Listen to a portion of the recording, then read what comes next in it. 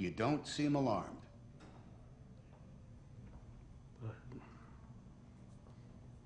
Would it help?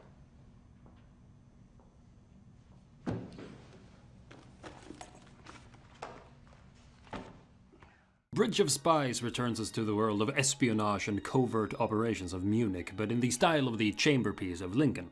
Question is yet again where Spielberg places himself in this somewhat ungainly narrative material. Tom Hanks most often represents the ideal to which Spielberg aspires more than himself, and the introduction of Mark Rylance into Spielberg's work is clearly significant, if enigmatic. I think Rylance as the perpetually stoic spy Abel more represents an ideal of stillness for the perpetually on-the-run Spielberg, like the Ben Kingsley of Schindler's List, a stillness I think he's attracted to, like the moral steadfastness of Hanks. But the character whose predicament Spielberg most intently empathizes with is, I think, Gary Powers, the failed soldier, like Upham, who fails at his patriotic duty, by implication because he's uncomfortable with the moral implications of that duty. We return to the predicament of Eric Bana's Avner in Munich, who struggles with having to perform unrighteous acts for a righteous cause. For me, it lacks the sting of Munich, maybe because it's hard to imagine the moral certitude of Tom Hanks existing within that film.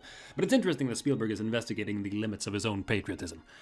I'd just like it to go further. Mark Rylance definitely gets to be Spielberg's stand-in in the BFG, the bullied dream catcher of a giant, and it's a wonderful performance of genuine children's theater. So good that I kind of wish I could see Rylance himself doing it and not the animated monstrosity he's disguised as. Alright, that's mean, alright, I don't mean that. It's a very well-animated film, but also kind of over-animated, you know, the way Hook is clearly overproduced.